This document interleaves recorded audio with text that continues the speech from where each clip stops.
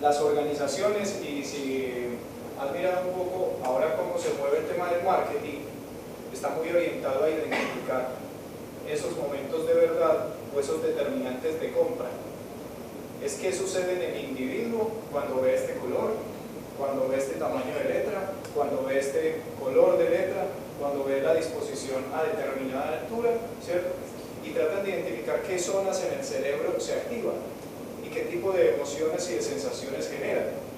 Digamos que eso es a veces no tan sano, ¿cierto? Porque lo llevan a usted a comprar cosas que usted lógicamente no sabe por qué las compró, pero de la misma manera sucede con el tema de la motivación para la creatividad. Cuando nuestros directivos se toman el tiempo de conocer a sus colaboradores, de saber qué los motiva, qué los llena de fuerza, de energía, de pasión, utilizan eso en favor de la organización, en favor de que la empresa cada vez produzca más, obviamente gracias al trabajo que están acometiendo pues, sus colaboradores. Yo conozco casos de la empresa de depresión, cuando llega un momento de relajación, es más fácil para el individuo dar una solución como si era una solución inmediata, que te va a relajar sin tener miedo, sobre el estado de relajación mental, permite que las ideas que sí fluyan más fácilmente. Sí, dentro del De hecho, proceso hay personas que horas de la noche o de la madrugada se levantan pensando en una idea que se levantan y empiezan a ir. sí, de hecho 7 de cada 3 personas son más creativas en la casa que en el trabajo. Y hay momentos, por ejemplo, entre el sueño profundo y no sé, como el atontamiento, donde fluyen una cantidad de situaciones, ¿cierto? Dentro del mismo proceso creativo hay una etapa de incubación, y esa etapa de incubación es precisamente eso, en donde yo ya tengo claro cuál es el problema, no tengo la presión de que la solución la tengo que dar ya en este momento, sino que me voy para la casa y hago cierto tipo de sinapsis, en donde todo lo que he vivido, la realidad que tengo en estos momentos, la información que capturo, cualquier estímulo, ¿cierto? Un programa de televisión, un chascarrillo del hijo, no sé, cualquier situación con la esposa, le activa su capacidad creativa y sale el eureka, ¿cierto?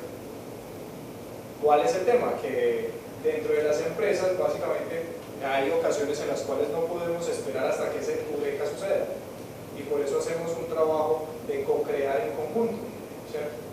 Porque el tema de crear en las empresas no es un tema de tener un genio y todos detrás de ese genio, bueno, usted es el que crea y nosotros ejecutamos.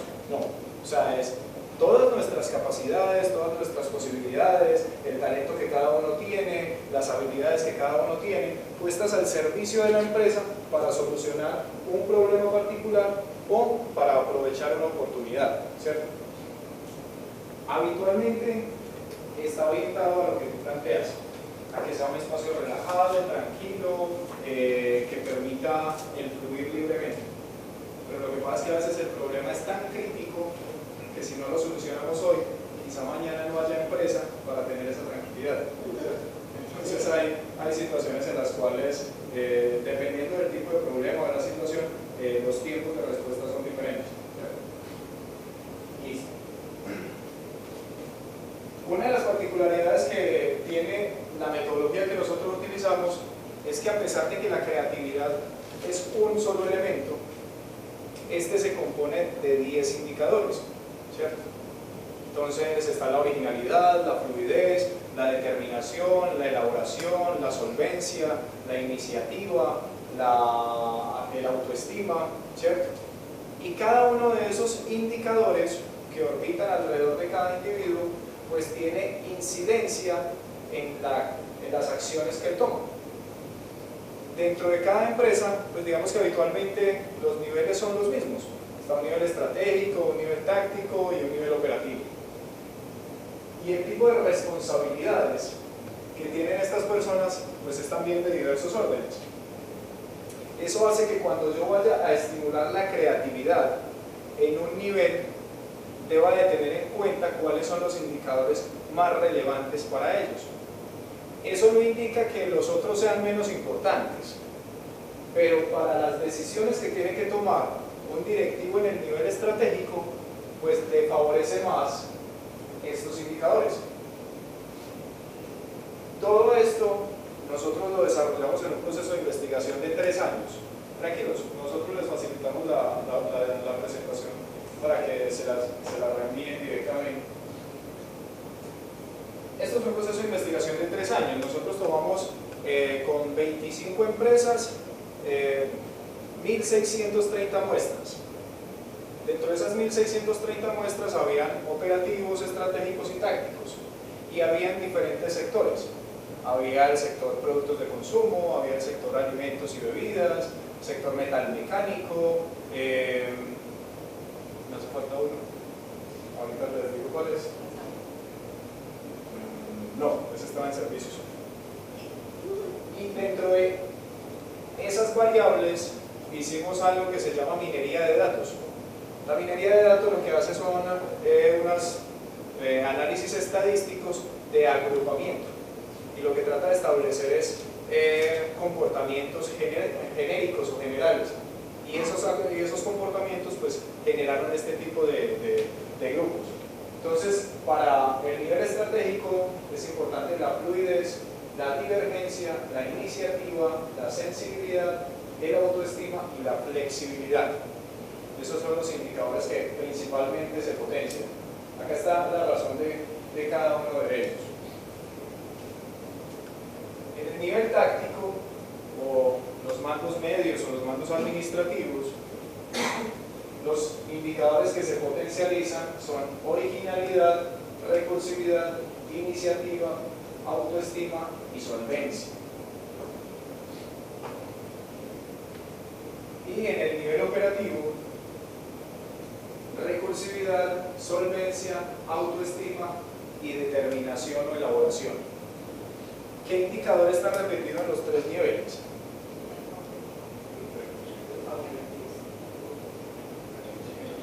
Recursividad, no, autoestima. Porque, como mencionamos ahorita, es un tema de motivación, y dependiendo del nivel de autoestima que tenga cada uno de los individuos, van a ser sus actuales.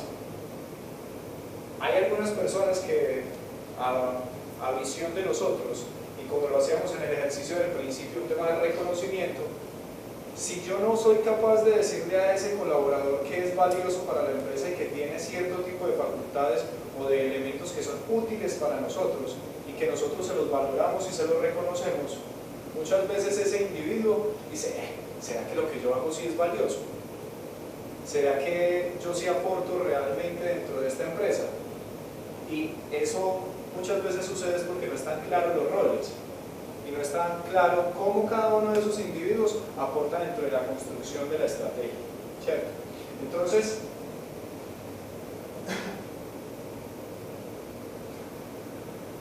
ahorita vamos a mirar este mapa conceptual, pero vamos a hacer una reflexión general primero, ¿cierto?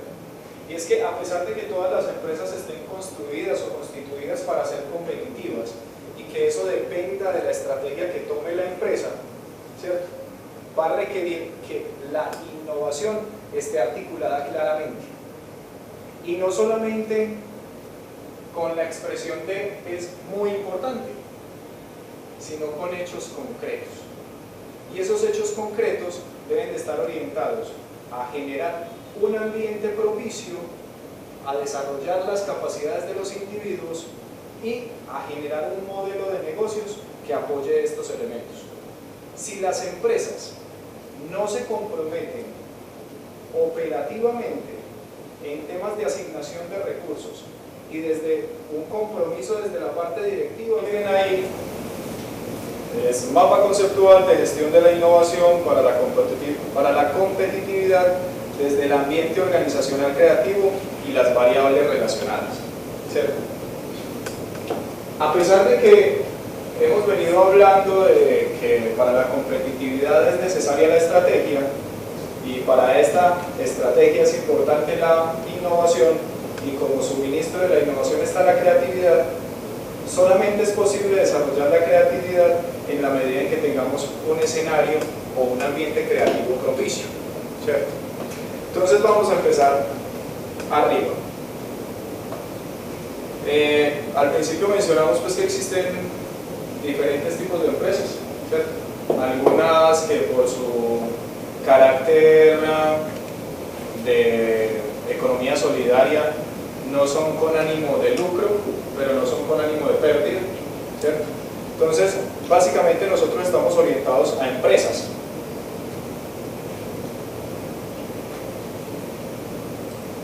Esas empresas igual también se clasifican de diferentes formas, y en estos momentos, de acuerdo a los modelos de negocios, digamos que un poco más renovados y versátiles, todas las empresas están orientadas a ganar plata, ¿cierto? A generar recursos, y quizás hace años más atrás a generar plusvalía, ¿cierto? Si entendemos el concepto de plusvalía, es lo que yo gano, ¿qué es la diferencia que yo gano? Por lo que te dejo de pagar, ¿cierto? Lastimosamente aún estamos en ese mismo modelo, ¿cierto? Tenemos una serie de colaboradores dentro de las empresas, les pagamos un salario o unos honorarios justos, pero lo que ellos generan como ingreso para la empresa es superior, y ese es parte del recurso que la empresa se queda, ¿cierto? Dentro de este contexto, entonces, todo lo que hemos venido hablando es creatividad. Cuando hablamos de la creatividad como ambiente, estamos hablando de las condiciones que yo tengo que generar para poder que esas capacidades creativas y esas capacidades individuales se pongan al servicio de la empresa. Cuando hablo de la creatividad como característica, estoy hablando del individuo. ¿Qué capacidades tiene? ¿Qué conocimientos tiene? ¿Cómo están sus indicadores? ¿Y cómo los puedo fortalecer dentro de la organización? Cuando hablo de la creatividad como proceso, estoy diciendo, bueno, si tengo un escenario y una serie de individuos con unas capacidades, entonces, ¿cómo puedo poner eso al servicio de la empresa? Por medio de la sistematización de un proceso con una serie de etapas que me permita capitalizarlo, ¿cierto? ¿Y lo capitalizo para qué? Para solucionar problemas, para aprovechar oportunidades o para mejorar la situación que tengo en estos momentos. Porque no siempre que aplico la creatividad es porque algo esté fallando. Posiblemente hayan situaciones que están bien, pero en una actitud prospectiva reflejada en procesos, productos, mercados, fuentes de insumos y formas de producción, comercialización y organización, ¿cierto? Digamos que para poder que todo esto suceda, requiero de unas condiciones del talento humano, requiero de unas personas, porque hay algo que tenemos que tener claro: quienes innovan no son las empresas, o sea, ni una SAS, ni una limitada, ni una ONG innova, o sea, esos son solamente figuras jurídicas. Quienes innovan son los individuos, y depende de cómo yo gestione las capacidades de esos individuos, van a ser los resultados que yo tenga. Entonces, en este caso debo tener en cuenta unas competencias psicológicas, unas competencias comportamentales, unas competencias técnicas y el desarrollo de una personalidad creativa. También debo tener en cuenta una serie de factores macroeconómicos que, si yo no los domino o posiblemente yo no tenga la capacidad de influir sobre ellos, pero me afectan: la legislación, las políticas, la tasa cambiaria y otra serie de variables o de elementos que pues no son de mi récord, pero los debo tener en cuenta dentro de mi estrategia. Debo de generar unas condiciones operativas en donde está el modelo de negocios, los espacios dentro de la organización para que se dé el proceso de innovación, los indicadores y métricas, o sea, ¿qué voy a medir? ¿Cómo estoy cuantificando si lo que estoy invirtiendo dentro del proceso de gestión de la innovación está abocando nuevos resultados? Y por último, una serie de condiciones estratégicas. Nuevamente el tema del modelo de negocios, el tema del compromiso de la dirección, la plataforma estratégica, las políticas de innovación, el sistema de gestión, la gestión del conocimiento, las alianzas estratégicas y el establecimiento de responsables. En ese mapa, digamos que ustedes tienen una síntesis.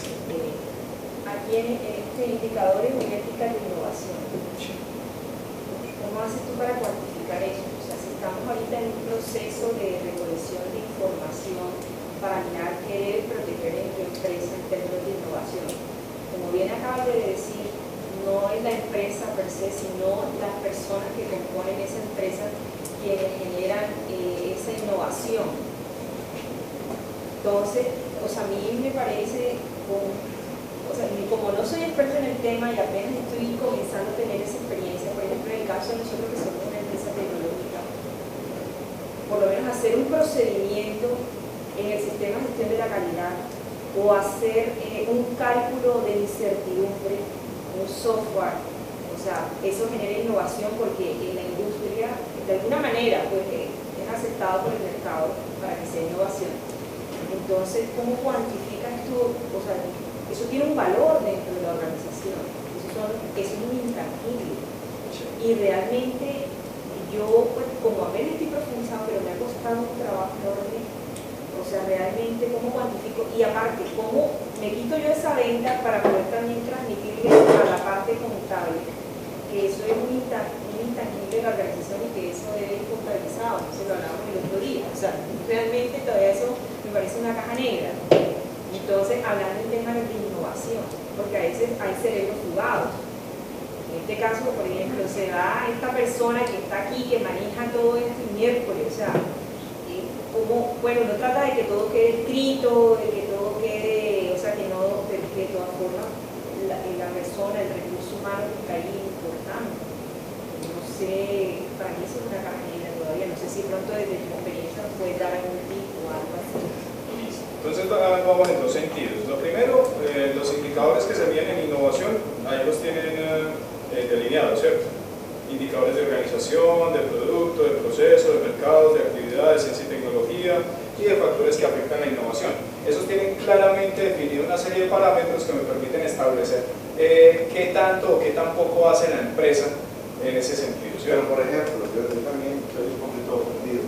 Por ejemplo, un indicador de organización de la innovación dentro de la empresa, ¿cuál sería? La modificación del modelo o de la estructura organizacional. Cada cuánto habitualmente ese está tomado del manual de Oslo, ¿cierto? Entonces el manual de Oslo está en el orden que lo plantea Jairo. Es en los últimos 2 años cuántas veces han modificado la estructura organizacional de su empresa, ¿cierto? Pero la validación de esos indicadores es en cascada.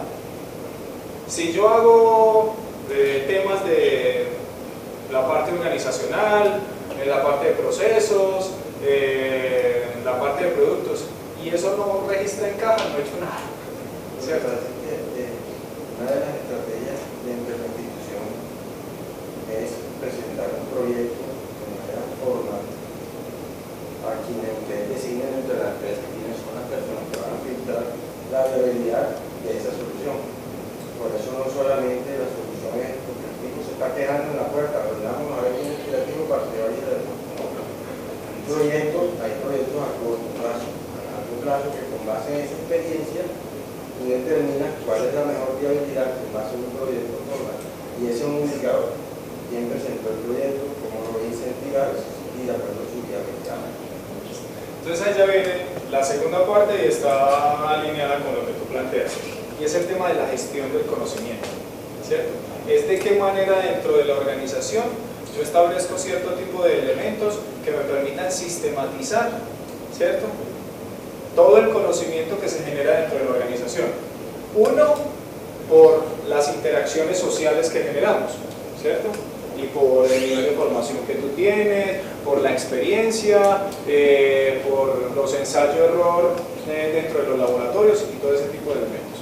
Y los otros, los que se generan por medio de la actividad operativa como tal, que son a los que tú planteas. Si yo tengo una recurrencia de cierto tipo de fenómenos, como que las personas lleguen a la puerta y suceda cierto tipo de situaciones, ¿cierto? En donde los tiempos de atención, la verificación de la documentación, el fenómeno de llegan y lo dejan tirado, bueno, ¿cómo sucede eso?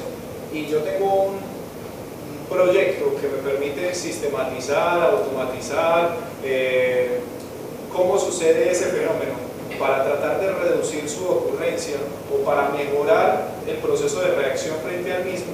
Es el mismo proyecto el que debe irte generando cuáles son los indicadores que tú vas a medir ahí. Pero es que yo no lo veo como un proyecto, yo lo veo como un sistema de gestión. Para esto se traduce en Emil. Traduce en Emil en la parte de servicio, y es lo que habíamos planteado ahorita. O sea, si tú de verdad, o sea, tu empresa, porque a uno le costó trabajo y eso es sabido, hacer un cambio en que antes no hacías nada, que tú le decías a tu compañero, fírmame el documento, acuérdate que tal cosa, ahora no, ahora eso no te exige. Se supone que hay unas auditorías internas y luego unas auditorías por un ente para certificarte, para validar que tus procesos, hay una queja y reclamos, hay atención al cliente, y ya todo eso está documentado, y hay un procedimiento, hay unos indicadores de cumplimiento. Y se supone que el Departamento de Gestión Humana, quien debe filtrar las personas que realmente necesita una empresa. Por ejemplo, si una empresa de salud y la niña que va en la recepción no cumple con ese perfil de servicio, no sirve. Entonces, o sea, está fallando algo dentro del esquema, pero para eso existen las ISO. Yo a lo que me refiero es, o sea, para mí la caja negra es en la parte, eso que no puedo contabilizar, no sé si es que no me hago entender, o sea, por ejemplo, en la parte de nosotros, vuelvo y insisto, tecnológica, ¿cómo valoro a ese ingeniero? ¿Cómo lo coloco contablemente? O sea, él me está generando. Porque en su pensamiento, cuando hace un software para generar la incertidumbre, yo me voy a tomar la palabra y te entendí perfectamente, lo que es la propiedad intelectual